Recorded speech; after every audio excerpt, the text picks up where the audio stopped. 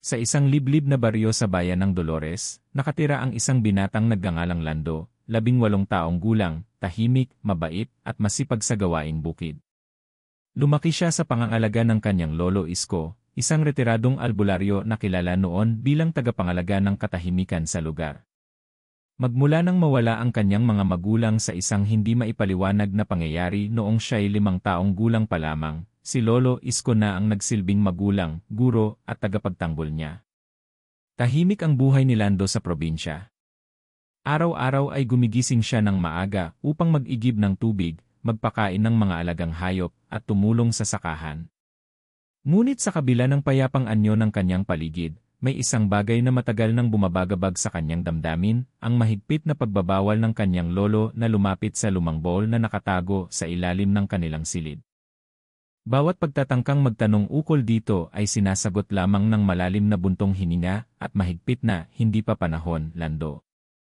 Madalas ding binabalaan si Lando ng kanyang lolo na huwag basta-basta maglalakad sa gubat kapag malapit na ang dilim, at lalo nang huwag kakausapin ang mga estrangherong mukhang nawawala o kakaiba ang anyo. Hindi lahat ng nawawala ay dapat hanapin, at hindi lahat ng tao ay tunay na tao, wika ni Lolo Isko. Habang tumatanda si Lando, mas lalo siyang nagiging mausisa. Sa tuwing mapag-uusapan ng aswang sa mga kwentuhan ng matatanda sa tindahan o sa lamayan, mapapansin niyang tahimik lamang si Lolo Isko at tila may lungkot sa mga mata. May mga gabi ring nakakagising si Lando sa tunog ng mga orasyon na binibigkas ng kanyang lolo, habang hawak ang isang makintab na bagay, isang punyal na tila may ukit ng kakaibang simbolo. Isang gabi ng bagyo, malakas ang ulan at hangin, tila binubura ang paligid ng dilim. Doon nagsimula ang hindi inaasahang pangyayari, bigla ang inatake si Lolo Isko ng matinding lagnat at panginginig, at habang siya'y nanghihina, tinawag niya si Lando sa tabi ng kanyang higaan. Panahon na, apo, dapat mo nang malaman ang lihim ng ating angkan. Habang umaambon at kumukulog sa labas, pilit na inabot ni Lolo Isko ang susi na palaging nakasabit sa kanyang leeg. Ibinigay niya ito kay Lando at sabay sabing, buksan mo ang bowl sa ilalim ng kama at huwag kang matakot sa makikita mo. Sa pangambang may masama nang mangyari kay Lolo, mabilis na binuksan ni Lando ang bowl. Sa loob nito ay may telang kulay itim na nakabalot sa isang punyal. Ang punyal ay may hawakang gawa sa matigas na kahoy, at ang talim nito'y tila hindi kinakalawang kahit luma na. May mga ukit na tila sinaunang wika na hindi maunawaan ni Lando. Yan ang punyal ng tagapangalaga, mahina pero matatag na wika ni Lolo Isko. Mula pa sa panahon ng ating mga ninuno, ipinapasa ito sa pinakakarapat-dapat na miyembro ng angkan. Hindi ito basta armas. May taglay itong kapangyarihang kinasisindakan ng mga nilalang ng dilim, lalo na ng mga aswang. Hindi makapaniwala si Lando. Akala niya ikatang isip lamang ang mga ganitong kwento. Ngunit ngayon, hawak-hawak niya mismo ang punyal, at sa paraan ng pagkatitig dito ni Lolo Isko, dama niyang totoo ang lahat. May mga nilalang, Lando, patuloy ng matanda, na matagal nang nakikisalamuha sa atin. Mga nilalang na hindi matitinag ng karaniwang dasal, ngunit natatakot sa talim ng punyal na yan. Noon pa man, ang ating angkan na ang tagabantay ng balanse. At ngayon, ikaw na ang susunod. Hindi alam ni Lando ang mararamdaman. Takot, pagkalito, o karangalan? Ang alam lamang niya, simula sa gabing iyon ay nagbago ang kanyang buhay. Habang nagpapatuloy ang bagyo sa labas, tila kasabay rin ng pag-ulan ang pag-agos ng mga tanong sa isipan ni Lando, bakit ngayon lang niya nalaman ito? Anong ibig sabihin ng pagiging tagapangalaga? At higit sa lahat, bakit biglang may tumahol ng napakalakas ang kanilang aso sa likod ng bahay? Dali-daling lumabas si Lando. Sa ilalim ng dilim at ulan, may aninong nakatayo sa dulo ng kanilang bakuran. Hindi niya maaninag kung tao ba ito o hayop, ngunit may kakaibang aura ito, matangkad, payat, at tila hindi natitinag kahit nababasa ng ulan. Habang hawak ang punyal, parang may init na gumapang sa kanyang palad, tila ginigising ng presensya ng nilalang ang kapangyarihan ng sandata. Agad niyang sinigawan ang anino. Sino ka? Anong kailangan mo? Ngunit sa halip na sumagot, ang nilalang ay tumalikod at nawala sa dilim, kasabay ng isang malamig na hangin na dumaan sa paligid. Muling bumalik si Lando sa loob, nanginginig hindi dahil sa ulan kundi sa takot. Nang tignan niya si Lolo Isko, napansin niyang nakapikit na ito, tila payapa, ngunit hindi gumagalaw. Lolo! Lolo, sigaw ni Lando. Hindi na sumagot ang matanda. Sa kanyang mga labi, nanatili ang bahagyang ngiti, at sa kanyang dibdib, nakapatong ang kanyang kamay, tila isang huling pagpapaalam. Sa gabing iyon, pumanaw si Lolo Isko, at nagsimula ang bagong kabanata sa buhay ni Lando bilang tagapangalaga ng punyal na iniwasan ng aswang. Ang pagpanaw ni Lolo Isko ay tila isang matalim na punyal din sa puso ni Lando. Sa buong buhay niya, ito ang kauna-unahang pagkakataon na nakaramdam siya ng ganitong kalalim na kalungkutan at pagkalito. Sa gitna ng lamay, dama niya ang mga matang nakatuon sa kanya, mga mata ng mga kapitbahay, matatanda, at kahit mga batang tila nagtatanong sa kanilang sarili, siya na ba ang susunod na tagapangalaga? Hindi pangkaraniwan ang libing ng isang albularyo. Dumating ang ilang matatandang taga-baryo mula sa iba't ibang sitio, may bitbit na mga dahon, amulets, at mga garapong may langis. Tahimik silang nagbigay galang kay Lolo Isko. Ang ilan ay lumapit kay Lando at binati siya ng, "Pagpalain ka nawa sa tungkuling iniatang sayo." Hindi niya alam kung paano sasagot. Hindi pa man ganap na natatanggap ang pagkawala ng lolo niya, heto't may bago na siyang pananagutan, isang tungkulang hindi niya pinili, pero tila itinakda na. Pagkatapos ng libing, naiwan si Lando sa bahay na puno ng alaala. Puno rin ito ngayon ng tanong, kaba, at ang bigat ng pamana. Ang punyal ay nakaukit pa rin sa kanyang alaala, ang pakiramdam ng init sa palad niya, ang kabog ng dibdib niya noong humarap sa nilalang ng dilim. At ngayon, higit kailanman, gusto niyang maintindihan ang lahat. Bumalik siya sa silid ni Lolo Isko at hinanap ang mga posibleng tala o dokumento na iniwan nito. Sa ilalim ng lumang banig ay may natagpuan siyang kahon na yari sa kawayan. Sa loob nito ay may mga papel na lumana, tinabingan ng mga tuyong dahon at bulaklak. Naroon ang ikasulatan ng pamana, inangangkan nila, isang tala ng mga pangalan ng bawat tagapangalaga ng punyal simula pa noong ika-18 siglo. Isang tala ang tumatak sa kanya, ang tagapangalaga ay hindi lamang mandirigma, kundi tagapagtanggol ng balanse. Ang punyal ay may buhay. Nabubuhay ito sa dugo ng angkan at lumalakas sa pananampalataya ng tagapagdala. Lalong lumalim ang kanyang pagkalito. Hindi siya sanay sa ganitong klasing pananagutan.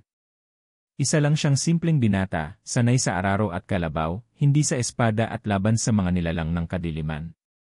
Ngunit sa puso niya, naroroon ang matinding panata sa kanyang lolo, na ipagpapatuloy ang sinimulan nito. Kinabukasan, isang matandang babae na kilala sa baryo bilang Aling Diding ang dumalaw sa kanya. Isa rin siya sa mga dumalo sa lamay. "Lando, anya, alam kong marami kang tanong. Ako ang kasamahan ng iyong lolo noong kabataan niya. Ako ang tagapagsalin ng mga orasyon. Kung nais mong matutunan ang lahat, ako ang makakatulong sa iyo." Hindi nagdalawang isip si Lando. Sumama siya kay Aling Diding sa kanyang kubo sa may paanan ng bundok. Dito niya unang nasilayan ang mas malalim pang mundo ng kababalaghan, mga dasal na hindi binibigkas kundi iniisip, mga halamang gamot na may kakambal na dasal, at mga kwento tungkol sa mga nilalang na matagal nang naninirahan sa mga lugar na iniwasan ng tao. Araw-araw siyang tinuturuan ni Aling Diding ng mga orasyon, laban sa aswang, kung paano gamitin ang punyal hindi lang sa pisikal na laban kundi sa espiritual na depensa. Ang tunay na lakas ng punyal, paliwanag ng matanda, ay hindi sa talim, kundi sa paniniwala ng humahawak nito. Kapag natutunan mong gamitin ang puso mo sa laban, ang punyal ay kikilos na parang bahagi ng katawan mo. Unti-unti, natutunan ni Lando ang mga dasal, ang mga ritual sa ilalim ng buwan, at ang mga palatandaan kung kailan malapit ang mga aswang. Natutunan din niyang igalang ang kalikasan, dahil ang mga nilalang ng dilim, bagamat mapanganib, ay bahagi rin ng sinaunang kaayusan ng mundo. Hindi lahat ng kakaiba ay dapat kaagad katakutan, ang iba ay kailangan lamang maunawaan. Isang gabi, habang nag-ensayo siya sa labas, muling nagpakita ang anino sa dulo ng bakuran, ang parehong nilalang na nakita niya noong namatay si Lolo Isko. Ngunit sa pagkakataong ito, hindi na siya umatras. Hinarap niya ito, at sa kanyang puso, naroon ang tapang, ang determinasyon, at ang panata na hindi siya uurong. Hinawakan niya ang punyal at biglang lumiwanag ang talim nito. Nanggaling sa ilaw na iyon ang isang init na tila umabot sa kaluluwa ni Lando. Sa kabila ng dilim, napaatras ang nilalang at muling nawala. Iyon ang unang gabi na naramdaman niya na hindi na siya si Lando lamang, siya na ngayon ang tagapangalaga. Lumipas ang ilang linggo mula nang tuluyang tanggapin ni Lando ang pamana ng kanyang angkan. Sa tulong ni Aling Diding, napalalim pa ang kanyang kaalaman sa pangontra at pagdepensa laban sa mga nilalang ng dilim. Ngunit habang lumalalim ang gabi at tumatagal ang mga buwan, napapansin niya ang unti-unting pagbabago sa paligid. Mula sa pagiging matahimik at simple ng kanilang baryo, nagsimulang pumutok ang mga balita ng mga kakaibang insidente. May mga alagang baboy na bigla na lang namamatay na tila walang sugat, ngunit wala na ang dugo. May mga bata na umiiyak sa kalagitnaan ng gabi, sinasabing may itim na babae raw na nakasilip sa bintana nila. May isang matandang babae na natagpuang patay sa kanyang silid, tuyo ang katawan at nakanganga na parang sumisigaw ng huling sandali. Dahil dito, unti-unting kinabahan ang buong komunidad. Nagsimula na ring pag-usapan muli ang mga kwento ng aswang. Yung dating mga tinatawanan lang ng mga kabataan, ngayon ay pinag-uusapan na sa mga umpukan ng matatanda. May bumalik na naman, bulong ng isa. Baka alam yan ng apo ni Isko, sabay tingin kay Lando. Hindi komportable si Lando sa pansin na ibinibigay sa kanya. Hindi pa siya sanay na tinitingala bilang tagapagtanggol. Ngunit hindi rin niya matiis ang takot na nadarama ng mga kababaryo niya. Nagsimula siyang magsiyasa tuwing gabi, dala-dala ang punyal na minana at ang mga orasyong itinuro ni Aling Diding. Sa kanyang unang gabi ng pagbabantay, wala siyang masyadong nakita maliban sa mga kaluskos ng hayop at huni ng mga uwak. Ngunit sa ikatlong gabi, habang dumaraan siya malapit sa nyugan, napansin niyang may tatlong lalaki na parang namamanata. Puro itim ang suot, at sa gitna nila ay may isang kaldero na tila may ginagawang ritual. Mula sa likod ng punong mangga, pinakiramdaman ni Lando ang ginagawa nila. Narinig niyang bumubulong ang isa, kunin natin ang kaluluwa ng batang may lahing tagapangalaga. Kung hindi natin mapapatay, mas mabuting mahina siya. Biglang kumabog ang dibdib ni Lando. Alam niyang siya ang tinutukoy ng mga ito. Hindi na siya nagdalawang isip. Lumabas siya mula sa taguan at humarap sa tatlo. Anong ginagawa ninyo rito? Nagulat ang mga lalaki, ngunit hindi sila umurong. Ah, ikaw pala ang apo ni Isko, wika ng isa, sabay labas ng kutsilyong kulay itim. Hindi mo na kami mapipigilan. Panahon na para bumalik ang tunay na tagapagmana ng lupaing ito, kami. Tumindig ang balahibo ni Lando sa kanilang sinabi. Hindi lang pala simpleng aswang ang kinakaharap niya. Mukhang may mas malalim at mas matandang sigalot sa pagitan ng kanyang angkan at ng mga nilalang na ito. Hinugot niya ang punyal. Sa sandaling iyon, parang sumanib sa katawan niya ang tapang ng kanyang mga ninuno. Biglang lumakas ang hangin, at tila may bulong na narinig mula sa paligid, mga bulong ng dasal, orasyon, at panalangin ng mga naunang tagapangalaga. Nagkaroon ng maikling sagupaan. Tumalo ng isa sa mga lalaki, mabilis, parang hayop. Ngunit bago pa ito makalapit, sinugod ni Lando at hinampas ng punyal. Sa kanyang gulat, hindi lamang dugo ang lumabas, may usok na itim na sumingaw mula sa sugat ng nilalang.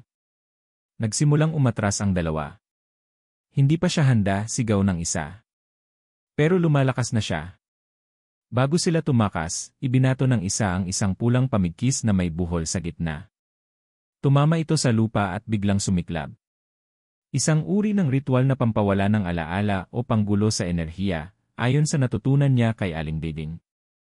Tinakpan niya agad ang kanyang mukha at nagdasal ng orasyon pangontra sa usok.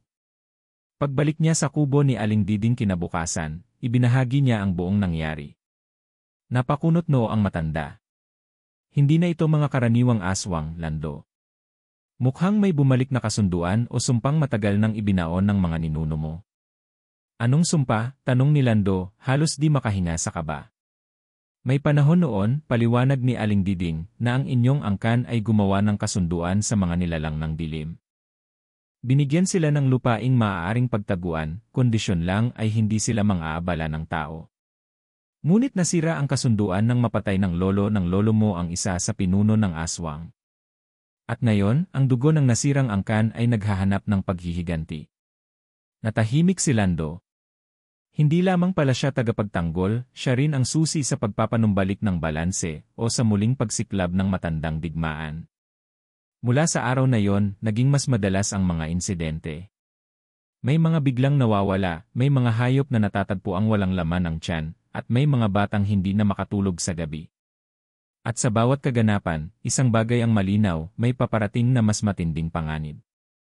Sa kabila ng mga babala ni Aling Diding at ng mga insidente sa nayon, isang malalim na pakiramdam ng pagbabanta ang unti-unting bumabalot sa katauhan ni Lando. Hindi na siya mapakali. Parang may matang laging nakamasid sa kanya, isang presensyang hindi mo nakikita, ngunit ramdam mo sa kalamnan at balikat. Isang gabi habang siya ay nagbabantay sa may ilog kung saan huling nakita ang batang nawawala, may dumaan na malamig na hangin na parang may halong bulong. Napatigil si Lando. Sa kanyang kanan, may liwanag na gumuhit sa langit, ngunit hindi ito bituin. Isa itong itim na anino na lumilipad, tila may pakpak, at may mahabang buhok na sumasayaw sa hangin. Nagtago si Lando sa likod ng punong kahoy. Hinawakan niya ang punyal, sabay dasal ng orasyon. Nang mapalapit ang nilalang, doon niya ito nakita ng mas malinaw, isang matandang babae na sobrang payat, may mga kuko na singhaba ng daliri, at mga matang pula na tila sumisid sa kaluluwa mo. Lando, wika ng matanda sa tinig na tila giniling na bato, ikaw ang anak ng matandang traidor ang sumira sa tipanan na pamulagat si Lando. Hindi niya inaasahang kilala siya ng nilalang na ito. Sino ka? Tanong niya, pinipigilan ang panginginig ng boses. Ako si mangkukulam na si Mona, ang huling kaanak ng mga pinatapon sa gubat ng inyong ninuno. Ako ang natitirang tagapagdala ng sumpa, at babawiin ko ang lupain ninyo. Habang nagsasalita si Simona, unti-unti siyang lumulutang sa ere, pinaliligiran ng usok na itim. Mula sa katawan nito ay lumabas ang mga maliliit na nilalang na parang maliliit na paniki, ngunit may mukha ng tao. Agad silang dumagit sa paligid at sinugod si Lando. Tinaga ni Lando ang mga ito gamit ang punyal. Sa tuwing matatamaan niya, umuusok ang sugat ng mga nilalang, senyales na sila'y nilalang ng dilim. Ngunit napansin niyang hindi nasasaktan si Simona mismo. Bagkus, parang natutuwa ito sa kanyang pagsisikap. Huwag mong isipin na ang punyal ay sapat, wika ni Simona. Ang tunay na lakas ng aming lahi ay hindi mo pa nararanasan. Ngunit darating ang araw, ang huling buwan ng itim na kalendaryo, doon ko nakukunin ang lahat. Pagkatapos ay biglang nawala si Simona sa ere, kasabay ng pagkawala ng mga paniki. Naiwang mag-isa si Lando sa gitna ng kadiliman, pawis na pawis, hinihingal, at nanginginig. Kinabukasan, dinalaw niya agad si Aling Diding. Habang kinukwento niya ang mga nangyari, tila hindi rin makapaniwala ang matanda. Si Simona, bulong nito, akala naming patay na siya. Isa siya sa mga pinuno ng sangay ng araw itim, isang lihim na grupo ng mga aswang na isinumpa ng mga ninuno mo. Paliwanag ni Aling Diding, ang sangay ng araw itim ay samahan ng mga aswang na hindi lamang kumakain ng laman kundi gumagamit ng ritual at itim na salamangka upang makuha ang kapangyarihan ng tao. Ang mga kasapi nito ay may kakayahang manghimasok sa panaginip, umangkin ng katawan, at baguhin ang alaala ng tao. Isa si Simona sa kanilang mga pinuno noon, isang makapangyarihang aswang na muntik nang lumipol sa buong angkan ng mga tagapangalaga. Ngunit dahil sa kapangyarihan ng punyal at sa sakripisyo ng mga ninuno ni Lando, napalaya sila sa itinatagong gubat. Doon, nanatili sila ng mahigit isang siglo hanggang ngayon. Ang pagbabalik ni Simona, dagdag ni Aling Diding, ay senyales na papalapit na ang dilim ng alitaptap, isang ritual na maaaring gamitin upang ibalik ang puwersa ng mga aswang sa pinakamataas na antas, kung saan kahit ang araw ay hindi na makakapigil sa kanila. Kailangan na ni Lando maghanda. Sa gabing iyon, nagsimula siyang magsanay ng mas matindi, hindi lamang ng pisikal na lakas kundi pati ng espiritual na disiplina. Pinag-aralan niya ang mga orasyon na hindi pa niya nararanasan gamitin, mga dasal para sa kaligtasan, proteksyon, at paglilinis ng lupa. Unti-unti rin siyang tinuruan ni Aling Diding kung paano makipag-ugnayan sa mga espiritu ng kanyang mga ninuno. Dahil ayon sa kasaysayan, ang punyal ay lumalakas hindi lamang sa paniniwala ng humahawak kundi sa pakikipag-ugnay nito sa kaluluwa ng angkan. Isang gabi habang nagme-meditate sa gitna ng gubat, may biglang bumalot na malamig na hangin sa kanyang paligid. Pumikit siya at inusal ang orasyon. Nang imulat niya ang mata, nakita niya ang anino ng kanyang lolo, si Lolo Isko. Lando, bulong nito, huwag kang matakot. Ang punyal ay pipili lamang ng isang tunay na tagapangalaga. At ikaw na yon. Ngunit ang tagumpay mo ay hindi lang sa tapang, kundi sa pagmamahal mo sa bayang ito. Lumuhod si Lando. Sa gitna ng dilim, unti-unti siyang bumangon, bitbit ang punyal, ang pananampalataya, at ang apoy ng kanyang angkan. Sa kanyang puso, alam niyang hindi ito magiging madali. Ngunit buo ang loob niya, lalaban siya, hindi lang para sa kanyang sarili kundi para sa buong nayon, sa alaala ng kanyang mga ninuno, at sa kinabukasan ng susunod na henerasyon. Matapos ang nakakakilabot na engkwentro kay Simona, tumindi ang hangarin ni Lando na tuklasin ang pinagmumulan ng lakas ng mga nilalang na iyon. Sa bawat gabi ng pagbabantay, napapansin niyang may isang lugar sa gubat na laging iniiwasan ng kahit anong nilalang, hindi lumalapit doon ang mga hayop, at kahit ang mga aswang ay tila naglalakad palayo kapag nalalapit sa nasabing bahagi. Isang hating gabi, bitbit ang punyal, orasyon, at ilawan, naglakad si Lando patungo sa gitna ng gubat. Kasama niya si Marcelo, isang matandang tagalugar na minsang naging alalay ni Lolo Isko. Dito sa pusod ng gubat, wika ni Marcelo, may isang bahay na itinayo noong panahon pa ng mga Kastila. Doon nanirahan ang isang matandang babae si Donna Immaculada. Hindi siya tao, Lando. Isa siyang aswang na bininyagan ng mga Kastilang mangkukulam. Habang naglalakad, napansin ni Lando ang paglalamig ng hangin kahit walang ulan o bagyo. Pati ang liwanag ng buwan ay tila nagiging malabo. Nang marating nila ang lugar, tumambad sa kanila ang isang lumang bahay na bato, halos magiba na, ngunit may kakaibang enerhiya, tila may bumubulong sa mga dingding at sahig nito. Huwag kang lalapit basta-basta, babala ni Marcelo. Ngunit naramdaman ni Lando ang paghila sa kanya, hindi ng puwersang masama, kundi parang may kaluluwang humihingi ng tulong. Nilapitan niya ang lumang bahay. Sa mismong harapan nito ay may ukit sa bato, isang punyal na may mata sa gitna at palibot nito'y mga sinaunang simbolo. Bumukas ang pinto kahit walang hangin. Mismong ang bahay ang nag-anyaya. Sa loob, amoy amag, alikabok, at luma, ngunit may mga bahagi ng dingding na tila bagong linis, parang kamakailan lang ay may naninirahan. Sa gitnang bahagi ng sala ay may altar. Doon, nakapatong ang isang lumang aklat na may pamagat, sagradong lihim ng alitaptap at dilim. Binuklat ni Lando ang mga pahina. Mga orasyon, ritual, at tala ng kasaysayan ang laman, lahat nakasulat sa lumang baybayin. Ngunit dahil sa turo ni Aling Diding, natutunan na niya ang pagbasa ng sinaunang titik. Isa sa mga tala ang kumalabit sa kanyang atensyon, ang tagapagmana ng liwanag ay muling isisilang sa panahon ng pagbalik ng matandang dilim. Sa kanyang mga palad ay ang punyal na babasag sa kadena ng sumpa. Ngunit upang lubos na magising ang kapangyarihan, kailangang buksan ang lihim ng bahay ng itim na alaala. Napaisip si Lando. Ito nga ang tinutukoy, bulong niya. Biglang lumindol. Nagsimulang umuga ang bahay, at mula sa ilalim ng altar ay lumitaw ang isang bitak. Dito niya nakita ang hagdang pababa, patungo sa lihim na silong.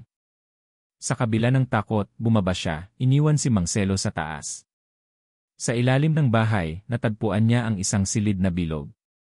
Sa gitna ay may malaking bato, at sa ibabaw nito ay nakapako ang isang punyal na itim ang talim, ngunit pilak ang hawakan.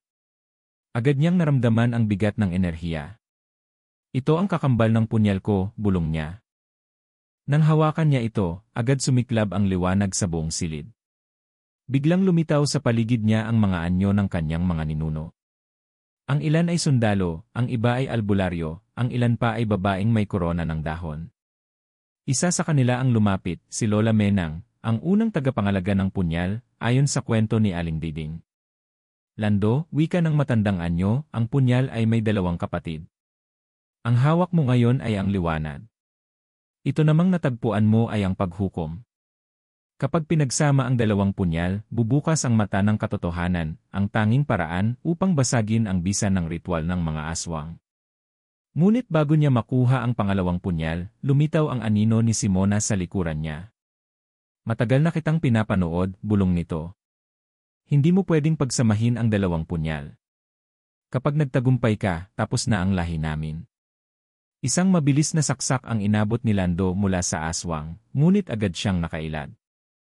Tumalon siya pabalik, itinapat ang naunang punyal, at nagdasal ng matinding orasyon. Sumilab ang liwanag mula sa kanyang palad, tumama sa anino ni Simona, at napaatras ito. Sa huling sandali, nakuha ni Lando ang itim na punyal. Sa sandaling nagsalubong ang dalawang punyal sa kanyang mga kamay, isang matinding liwanag ang lumaganap sa buong silong. Napasigaw si Simona sa sakit at napilitang umatras. Hindi pa rito nagtatapos, sigaw nito bago nawala sa usok. Bumalik si Lando sa itaas. Sinalubong siya ni Mang Selo. Anong nangyari sa'yo? Tanong nito, kita sa mukha ang takot. Nagningning ang buong bahay, parang may bumalot na araw sa loob. May nakuha ako, sagot ni Lando, isang lihim na hindi nila akalaing matutuklasan ko. At may kakambal ang punyal, ang susi sa pagbagsak ng mga nilalang na to. Ngayon, dalawa na ang kanyang hawak, ang punyal ng liwanag at ang punyal ng paghukom. Ngunit kasabay nito, nararamdaman din niyang lalong lumalakas ang puwersa ng kadiliman. Oras na para harapin ang mas matinding laban. Bumilis ang takbo ng mga pangyayari matapos matuklasan ni Lando ang pangalawang punyal. Para siyang ginigising gabi-gabi ng mga bangungot, mga imahe ng apoy, sigaw ng mga batang umiiyak, at mga matang pula na tumitingin sa kanya mula sa kadiliman. Ayon kay Aling Diding, isang matinding sagupaan ang magaganap bago sumapit ang gabi ng dilim ng alitaptap. Ang mga aswang ay magsasagawa ng pagsasanib puwersa, at pipilitin nilang tapusin si Lando bago pa niya ganap na mapagsama ang kapangyarihan ng dalawang punyal. Nagtipon si Lando, Aling Diding, Mang Selo, at ang ilan sa mga matatapang na kabataang lalaki ng baryo. Sa kauna-unahang pagkakataon, muling pinagana ang lumang balangay ng mga tagapangalaga, isang lihim na samahan ng mga tagapagtanggol laban sa kababalaghan. Kinuha nila ang mga sinaunang sandata, pananggalang, at anting-anting mula sa imbakan sa ilalim ng lumang simbahan. Habang naghahanda sila, isang batang lalaki ang sumugod sa baryo, duguan, halos hindi makahinga. Tulungan niyo po si nanay, nilusob ng mga nilalang na lumilipad, sigaw nito. Hindi na sila nag-aksaya ng oras.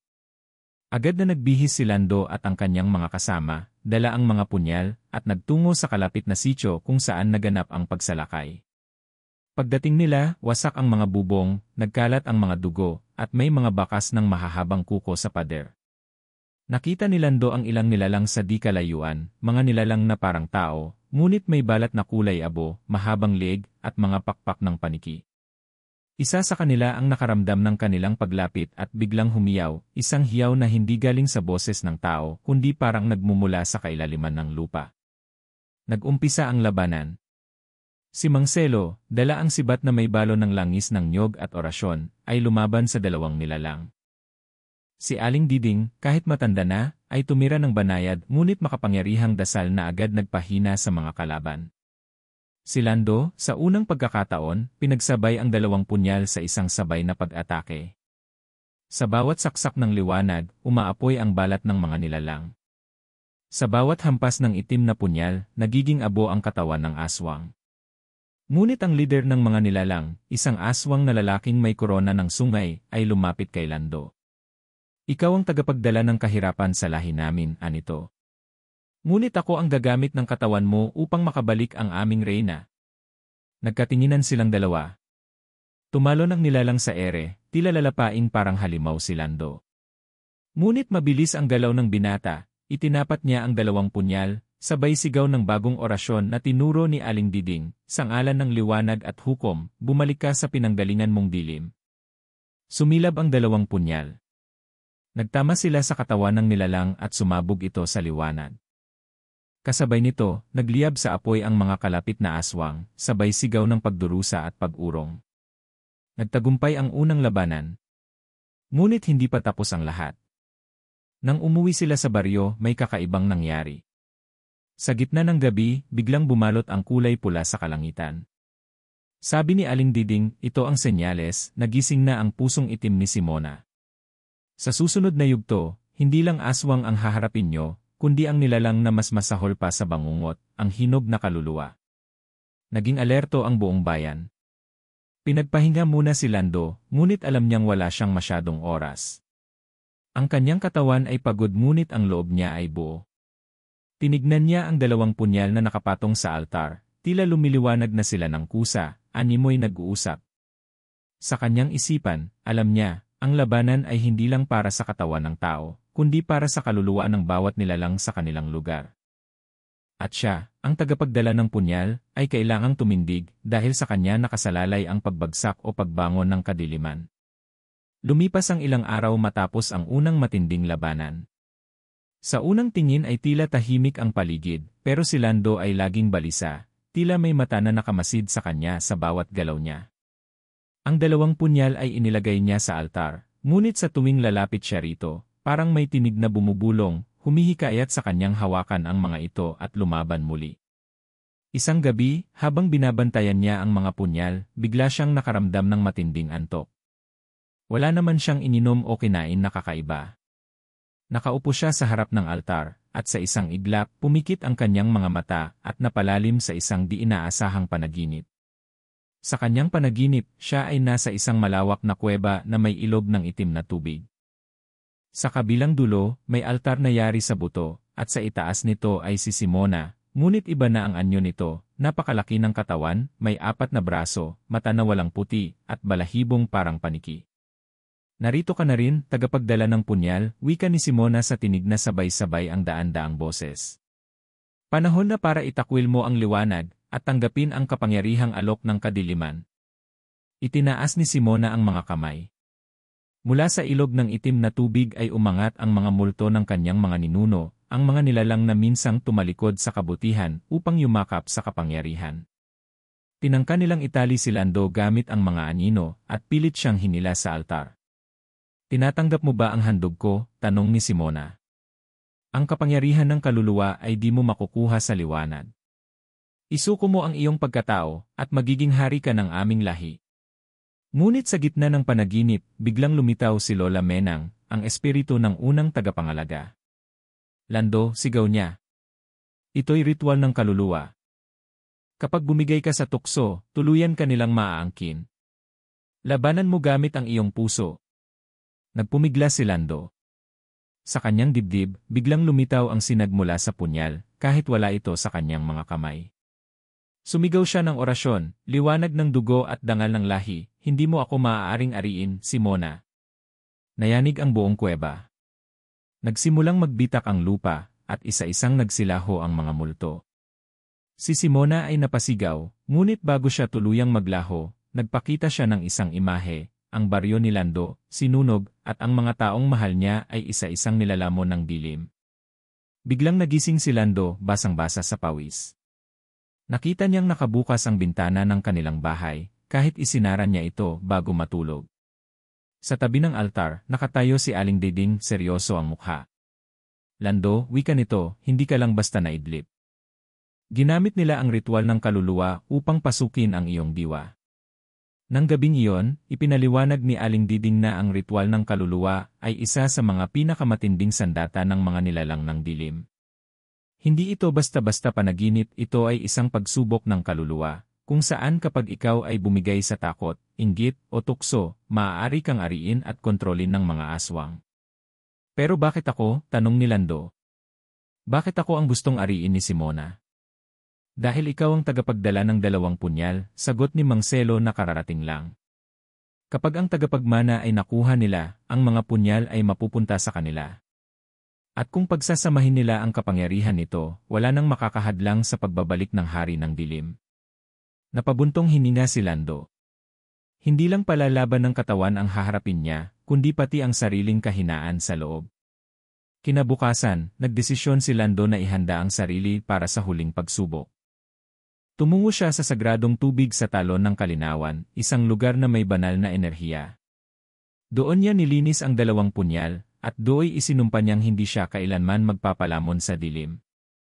Sa kanyang puso, nagsimula ng tumibok ang matatag na paninindigan, kung ako man ang huling tagapagdala ng liwanag, hindi ako yuyuko. Lumipas ang mga araw ng paghahanda. Lalo pang tumibay ang loob ni Lando. Kabisado na niya ang orasyon sa bawat punyal. Natutunan na rin niya kung paano gamitin ang kanyang lakas nang hindi naapektuhan ng takot o galit. Ngunit sa kanyang puso, may bumabagabag pa rin, bakit tila may kulang? Bakit parang may iniingatang lihim ang kanyang mga kasama? Gabi ng kabilugan ng buwan, ang gabing tinatawag ng matatanda na gabing walang anino.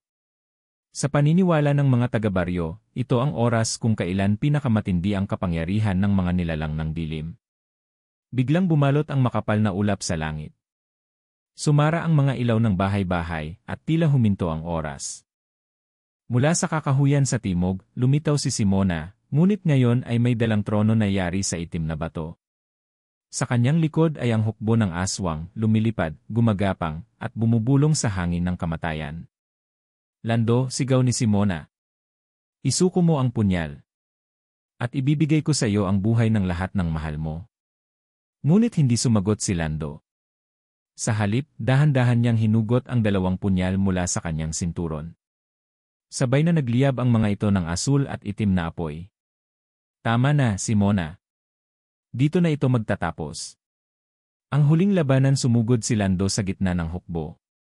Tila otomatiko ang kanyang katawan, sinasaniban ng lakas ng mga naunang tagapangalaga. Sa bawat saksak ng puting punyal, umaapoy ang katawan ng mga nilalang. Sa bawat hiwa ng itim na punyal, umiiyak ang kaluluwa ng mga halimaw. Ngunit si Simona ay hindi basta-basta. Tumalon siya sa ere, bumuga ng itim na apoy, at binato si Lando ng kulog mula sa kanyang bibig. Tinamaan si Lando at tumilapon. Tumama ang katawan niya sa malaking puno, sugatan, nanginginig. Dito na lumapit si Marcelo at Aling Dingding. Ito na ang tamang oras, bulong ni Aling Dingding.